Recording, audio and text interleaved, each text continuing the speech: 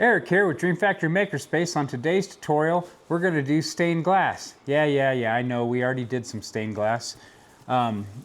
Featured this in one of my previous videos. I've also done several others since then. I really liked them, but what we're going over today is something a little bit different. I'm going to show you how the new generator in xTool Studio allows you to create some really cool stained glass effects. So it's not just a picture that looks like stained glass on here. It actually has the texture and the lead lines and everything, and it's built right into xTool Studio. So let's go ahead and take a look at that. We'll get into the software.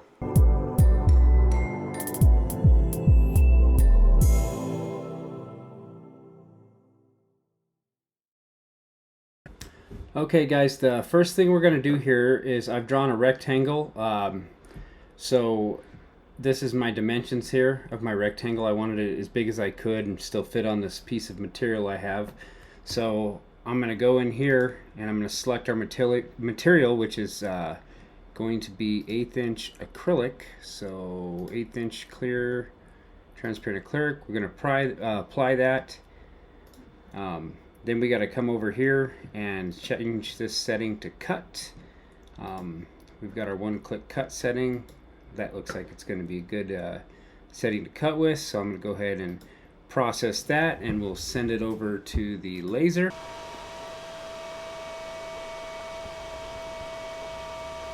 Okay guys, we've got our large bed loaded in here. I'm going to drop our piece of acrylic in. We're going to leave the paper on the one side of it. I'm going to take the paper off of this side because it's a little bit easier, since it's clear, for the smart masking to pick it up because it's got more of a contrast. So it just makes our lives a little bit easier. So when you guys are doing this back at your place, you're not supposed to laser with the paper on, but I'm breaking the rules, so don't do what I do. Alright, we've got our bed liner in there. Now we're just going to go over to the software and scan it and load up our image.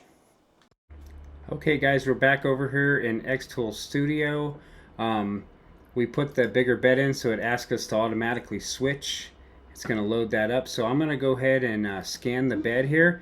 And while we're scanning that bed, I'm going to take us over to our AI generator tool. So it's going to be the stained glass generator. And with this stained glass generator, we can just drop a new image in here. So we'll upload an image, and we're going to go ahead and generate this into a stained glass. Okay guys, there we go. This is what we came up with. Here's the layer details. If you look through these layer details right here, we got to expand this window. It shows you, here's your 3 layers. So we're going to lay the color layer down first, and we're going to do it in flat, normal ink mode. We do color only in 1 layer, and then a vertical edge. So, and then on the second layer, we're going to be printing the texture. And so the texture layer is what is going to build up the varnish. So we are doing varnish only. We're going 5 layers of varnish, and then we're doing gloss. And then the edge type is round, and then an edge width is 0.1. And then this is the lead lines in here. And this is 7 layers of color only. And so it's going to be printing just the black ink to do the lead lines.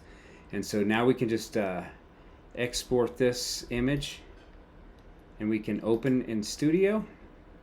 Okay guys, when we export it into xTool Studio, it looks like this basically right here.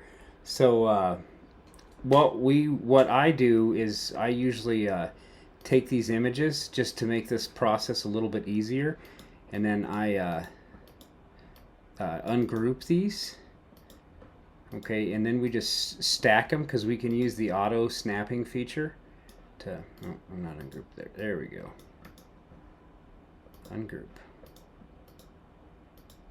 So we can use the auto snapping feature to stack these layers right on top of one another. And then there's that layer.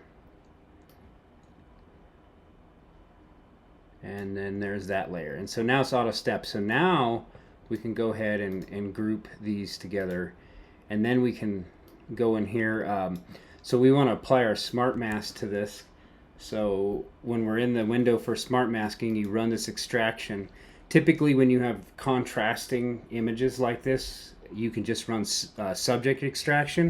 If it's more complicated, you have to do like a region where you can just do certain areas of place. But that looks good. I like the way that looks.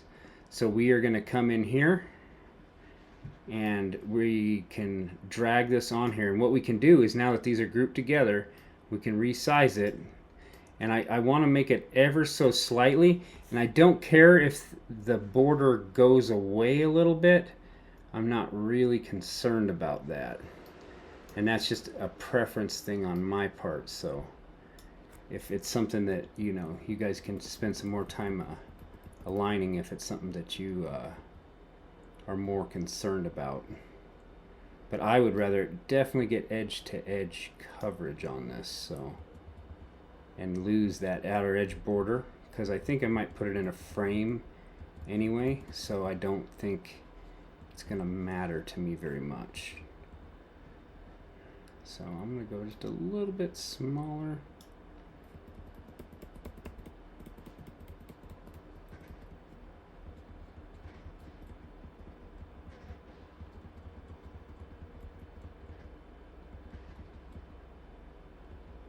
Okay, we're not perfectly straight, but like I said, I think I'm going to do a frame, so don't really care. Okay, so I think that's good enough. So what we want to do is, we've got multiple image selected here, so we need to go in here. We just want to turn on the color, and we want to click on this image and turn off the output, and then we'll click on this and we'll turn off the output. That's the lead lines, because that's going to be the last. They're going down right in the order we stacked them. So for this layer is going to be color only. We're going to do that standard, and we're just doing one layer here, so we can go ahead and process this just like it is and print that, and let's see what kind of time. So it shows us 8 minutes and 30 seconds to print this, and let's calculate the ink usage, because everybody keeps asking me how much ink does it take to do just about everything I post. So it looks like the ink usage is going to cost about 14 cents on this part of it right here. It looks like we're using 0.8 milliliters of cayenne, 0.26 of magenta, 0.5 of a milliliter of yellow, and 0.3 of a milliliter of black. And so that's just for that part. We also still got to do the varnish part.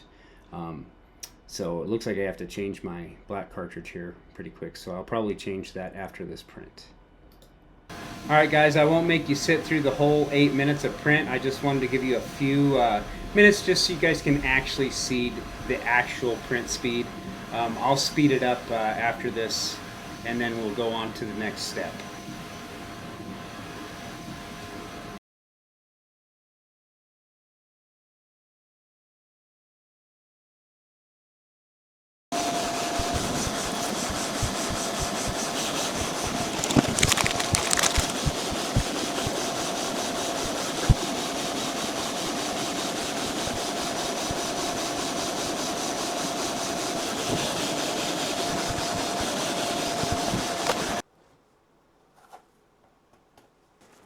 All right guys, we're back from the printer, and let's take a closer look at what we've got here. This came out really good. I try to get it closer so we can get it focused. You can see the texture in there. And then even the lead lines have kind of a matte finish to them. So it's hard to explain it, but it really has a very stained glass look. I feel like the only thing that we're missing right now is we need to put a frame on it. So I'm going to go ahead and 3D print a frame, and let's do that. Oh, there it is. It's already done. Look at that. Looks a lot nicer with the frame. Anyway, if you guys like this kind of content, make sure you like, subscribe, turn on notifications. I got a bunch more videos coming out testing this. We're going to be doing some setup videos too, walking you through setting it up when you get your new printer in. So I'll see you guys on the next one.